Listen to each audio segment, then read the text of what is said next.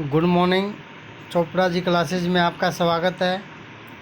आज हमारा टॉपिक रहेगा लेसन 9 के अभ्यास के प्रश्न। चिड़िया की बच्ची पाठ का नाम रहेगा। तो आइए शुरू करते हैं। प्रश्न नंबर 1,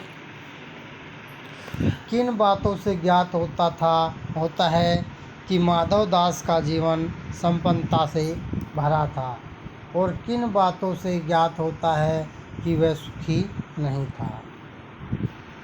उत्तर लिखेंगे कि माधव दास अपने नगर का बहुत बड़ा सेठ था।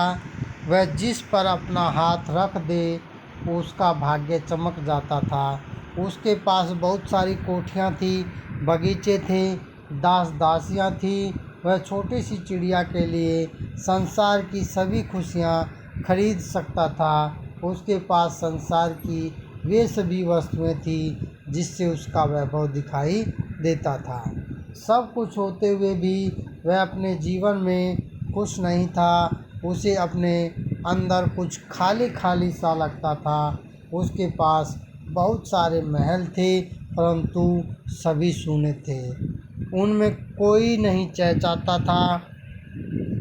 वह अपने महल में खुशियाँ लाने के लिए वह उस छोटी सी चिड़िया की खुशामद करता था। उसे दुनिया के सभी सुख देने के लिए तैयार था। माधव दास की बातों से पता चलता है कि उसका जीवन संपन्नता से भरा हुआ अवश्य था, परंतु वह अपने जीवन से खुश नहीं था। फिर देख लो एक बार उत्तर समझा देता हूँ कि माधव दास अपने नगर का बहुत बड़ा सेठ था। वह जिस पर अपना हाथ रख दे उसका भाग्य चमक जाता था, बदल जाता था। यह कहता है कि माधव दास एक बहुत बड़ा सेठ बताया है। उसके पास धन दौलत ऐशो आराम सब कुछ है। वो जिस पर अपना हाथ रख दे उसका भाग्य चमक जाता है, उसकी किस्मत बदल जाती है। उसके पास बहुत सारी कोठियाँ थी, बगीचे थे, दास दासियाँ भी थी। वह छोटी सी चिड़िया के लिए संसार की सभी खुशियाँ खरीद सकता था। वो छोटी सी चिड़िया के लिए सब कुछ खरीद सकता है। सब कुछ उसके पास ऐशो आराम, धन दौलत, दास दासियाँ सब कुछ है, लेकिन छोटी सी चिड़िया के लिए वो कुछ भी कर सकता था। उसके पास संसार की वे सभी वस्तुएं थी जिससे उसका वैभव दिखाई देता था। वो ये पता चले कि ये वैभवशाली व्यक्ति है। जो वस्तुएं उसके पास होनी चाहिए वैभवशाली व्यक्ति के पास, वो सारी वस्तुएं उसके पास थी। सब कुछ होते हुए भी वह अपने जीवन से खुश नहीं था। उसके जीवन में सब कुछ था, ऐशो आराम थे, धन दौलत थी, दास दासियाँ थी, कोठियाँ थी, बाग बगीचे थे, लेकिन फिर भी वो खुश नहीं था। उसने अपने अंदर कुछ खाली खाली सा लगता था।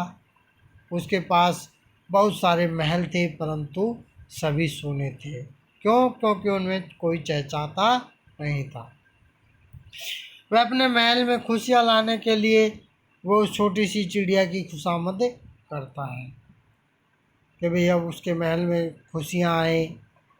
इस सब के लिए वो चिड़िया की खुशामद करता है। उसने दुनिया के सभी सुख देने के लिए तैयार था। यानी कि जो माधव दास है वो चिड़िया को सभी प्रकार के सुख देने के लिए तैयार है। माधव दास की बातों से पता चलता है कि उसका जीवन संपन्नता से भरा हुआ था, लेकिन फिर भी वह अपने जीवन से खुश नहीं था। प्रश्न नंबर 2, माधव दास क्यों बार बार चिड़िया से कहता है कि यह बगीचा तुम्हारा ही है? क्या माधव दास निस्वार्थ मन से ऐसा कह रहा था? स्पष्ट कीजिए।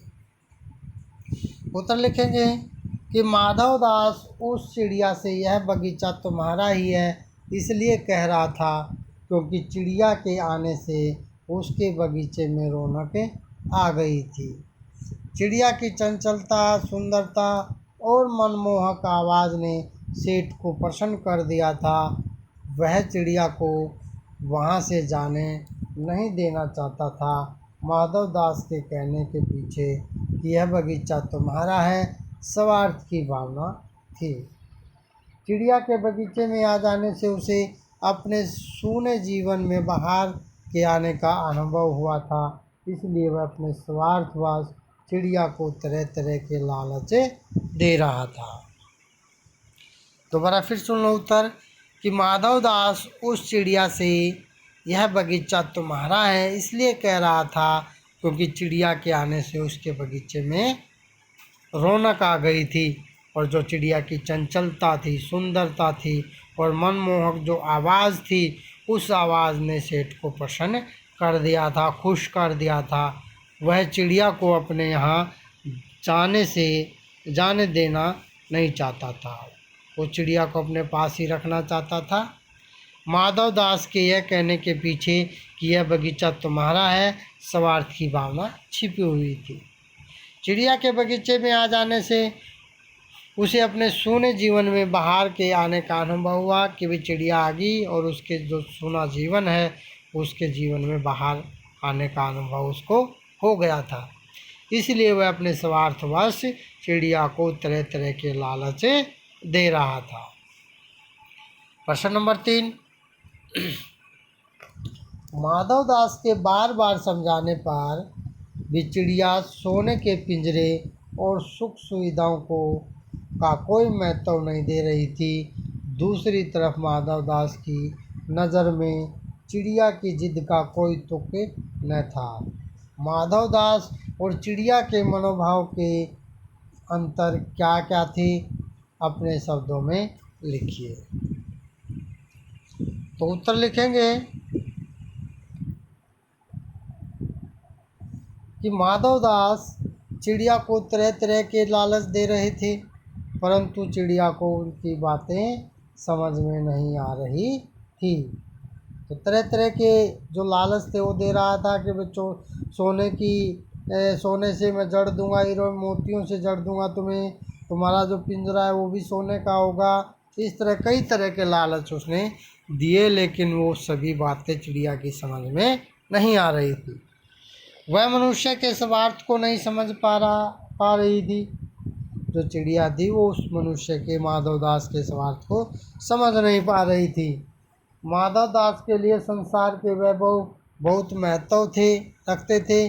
वे सोचते थे कि वे किसी को भी कोई लालच देकर अपने वश में कर सकते हैं। सभी लोगों को सांसारिक चीज़ों की तृष्णा होती है, इसलिए वे लालच में फंसकर कुछ भी करने लग जाते हैं। कि भाई मनुष्य के स्वार्थ को चिड़िया समझ नहीं पाई। माधव दास के लिए संसार के वैभव बहुत महत्व रखते थे और वे सोचते थे कि वे किसी को भी लालच दे करके अपने वश में किया जा सकता है।